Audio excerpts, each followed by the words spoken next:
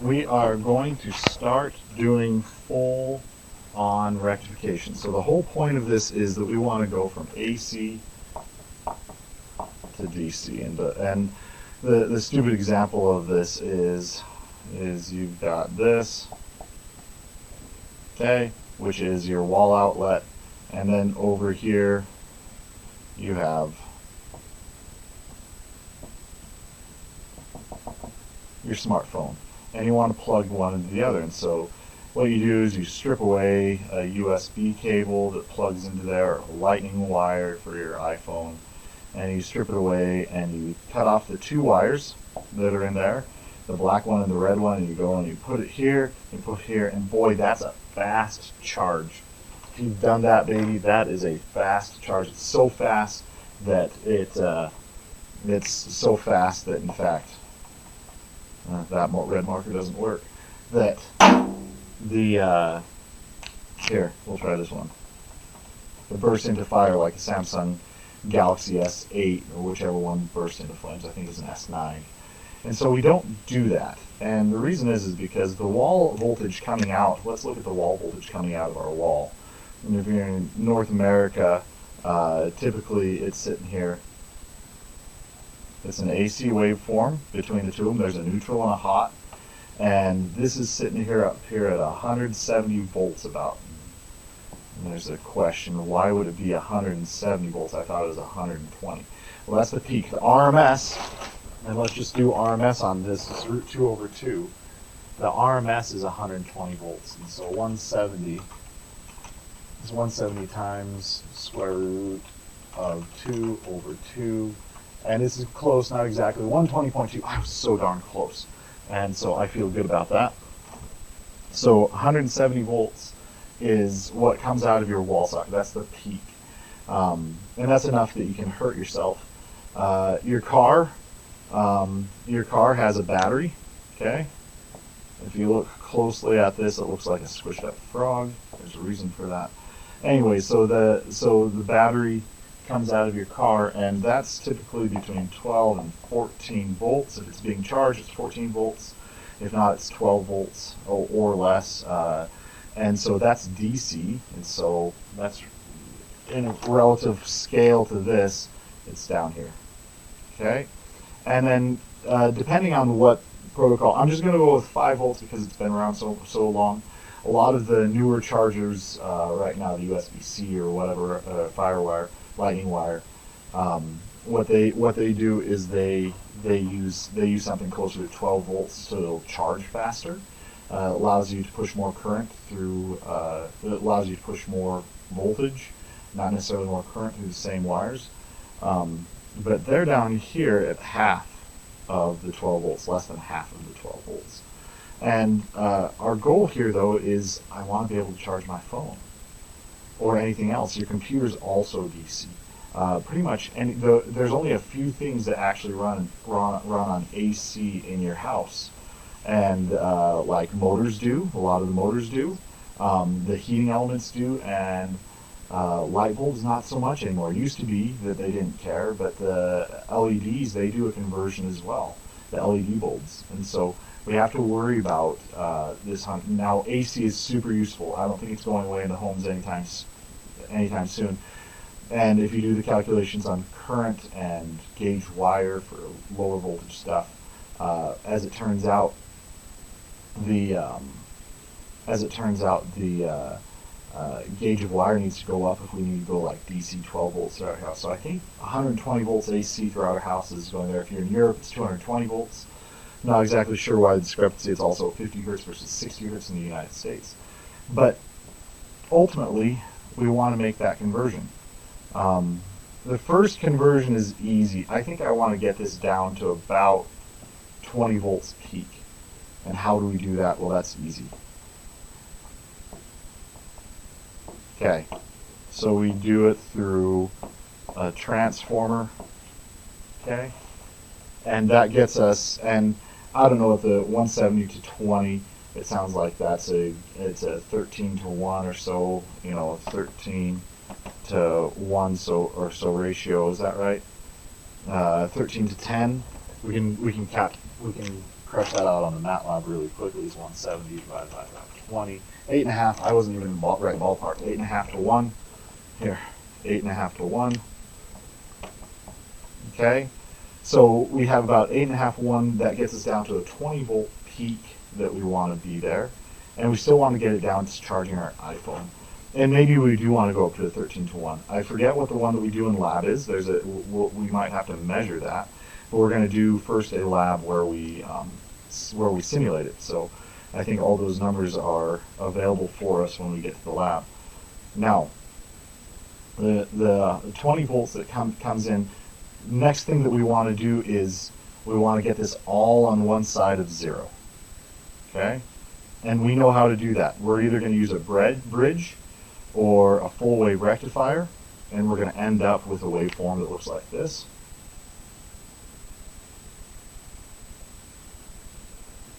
And so I'm going to be so lazy that I'm just going to draw a box here. And full wave rectification, you guys got to build this. Probably we're going to use a bridge. Okay, so I've got a transformer in a box. I have a full wave rectifier that comes out of here. And now we have that. And so what we're going to do now is we want to smooth it. How are we going to do that? Well, the easiest way is you can just put a capacitor here. So let's simplify things up. We've got way too much stuff going on here. Let's go half wave rectifier. Okay? We have an AC waveform, half wave rectifier, and ta-da! We have this. We replaced our load with a capacitor, and our original waveform. Okay, our half wave rectified waveform. You can even imagine that that's a perfectly rectified, get high enough voltage and it doesn't matter. And then we have this capacitor here. Now there's no place for the current to drain off, so you know what? It gets charged up once, and then it just stays level from that point on. You just get flat. And that's well and good until you go and try to, let's say that this ends up being 5 volts. And now I go and I hook up my phone here. Okay, here's my phone again. We plug in the 5 volts, we strip off our wires, we have this hooked up. And the phone looks a lot like, well, at this point, a resistor. Well, that means that there's a place for the stored up charge, stored up power on that capacitor to go. And so what that means, and I'm going to exaggerate this, what that means is that this is going to start draining off, and this is an exponential decay because we know our now I'm exaggerating this a lot. Maybe not. Maybe this capacitor is really weak and flimsy, but a bigger capacitor means a longer time constant, and that'll be flatter. And so we have to characterize this because what we want to be able to do is quantify the ripple. Okay, but this is our circuit. Okay, and we're going to call this VO. Okay, is our,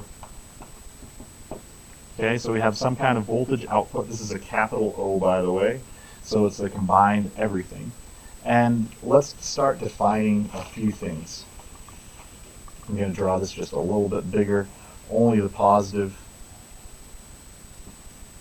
half wave rectified. And what we end up with is this guy comes off here, charges back up, and then comes off here again. Okay, from here to here, that is our period. That hasn't changed much. Period is a period is a period. When we go full wave rectified, that becomes half of that, of course. Okay, but that's our, okay, so this point to this point, so this voltage right here, we're going to call V ripple. And I'm going to say V little r. That's outside of our sign convention, and the book just does it, so I'm going to go with it. Okay, and so we have those particular things that are in there. We have this period here, which we're going to call delta t. That's the charge up period. That's the charge. That's the point at which our capacitor is we're forward biased, we're shoving a whole bunch of current onto this capacitor to charge it up to the level that we want it to be, or that it can be, okay? And so we have huge diode current spikes when this is charging up, okay?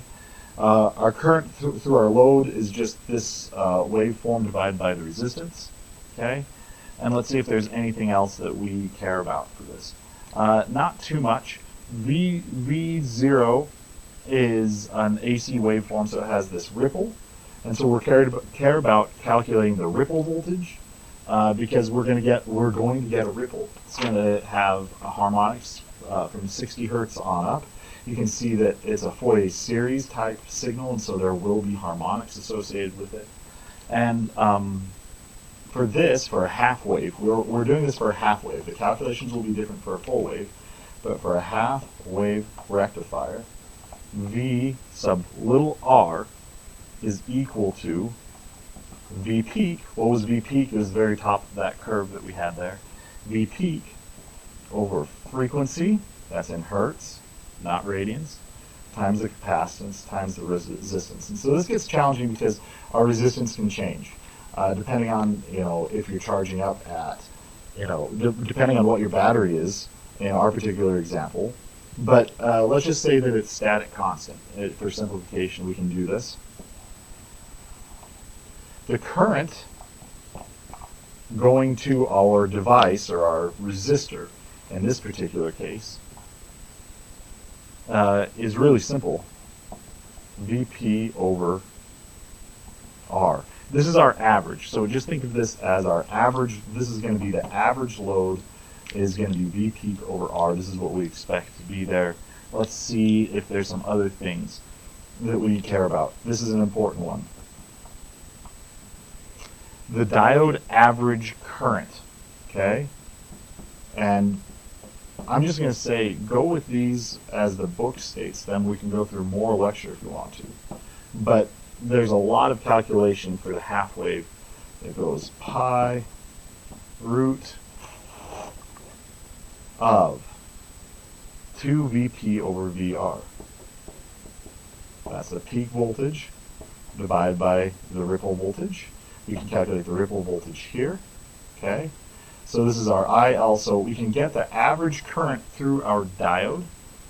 We also want to know what the maximum current is through that diode. If we're going to spec a diode, I can imagine a test question where I give you this circuit and I say, will this diode work? And then we can derate it and say, will it still work? 1 plus, this is 2 pi times root of 2 pi over, 2 Vr, Vp over Vr, okay? And so that's the ID max. You notice there's a few differences here, and all this is taking into account for us is it's doing all the math with that diagram that I had up before. Someone went through and did all the math for us. And so there's a few things that we could ask you to calculate on this. One is you could say we need to find a capacitor for our load. Okay, and maybe we'll do an example that's similar to that. And let's go back and do that one in here in a second, but let's do full wave rectifier. Same exact calculations. Okay, full, and right now I'm just giving you the equations, and I don't care if this is a bridge or a full wave rectifier itself, but these are the same.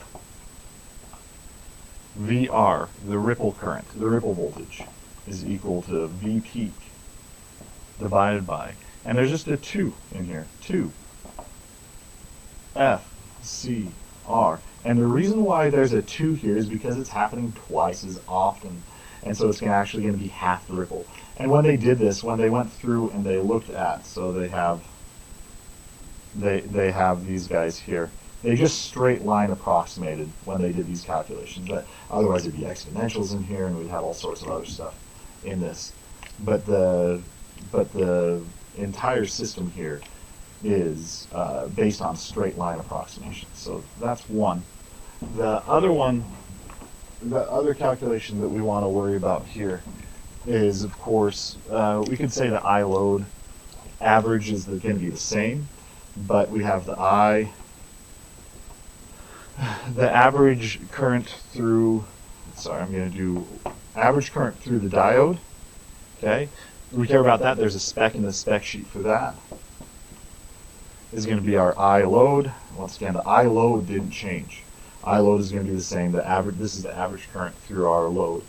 And this one's just slightly different. I load times 1 plus, and the other one, I think we got pi there, and this is Vp over 2Vr. Okay? Whereas previously, when we did this, it was 2Vp over Vr. So there's actually a factor of, well, it's going to be a factor of 2 once you get it out of that root, right? And ID max. Once again, we care about this so that we don't kill our diode. And this one looks really similar as well. That sound that you hear is an AC unit in the background that does a pop-off valve every once in a while. One day I expect it'll explode and I will be left here. Oops, and I did this wrong up here, so my apologies. This is root, not parentheses. Pi, so this one's 2 pi of the exact same thing. Vp over 2Vr.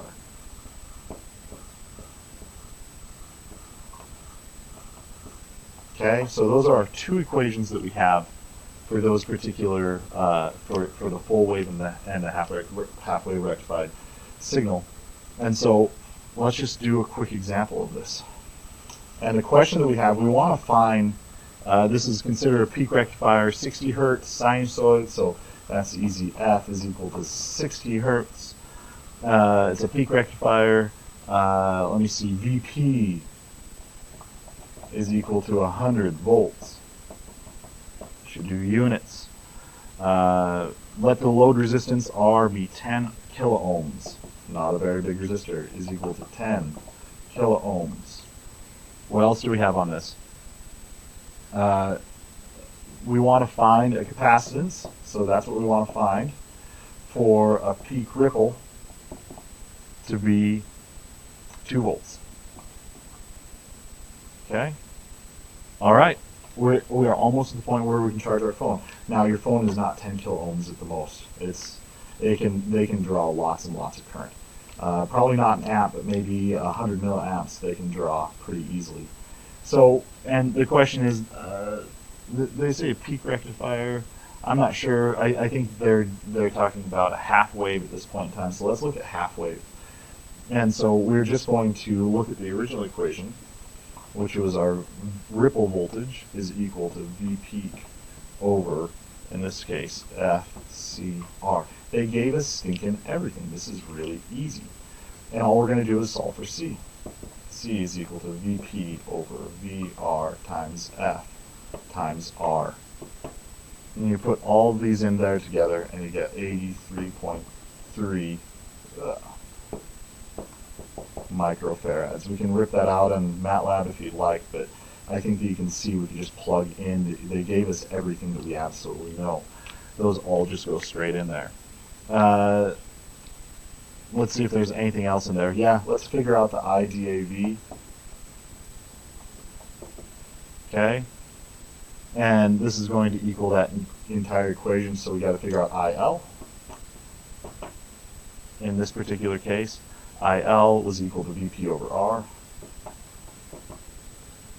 Vp over R, I think that's 10 milliamps. Because that's going to be 100 divided by 10K. Yeah, that looks like 10 milliamps to me. And so this is 10 milliamps times, in this case, 1 plus pi times.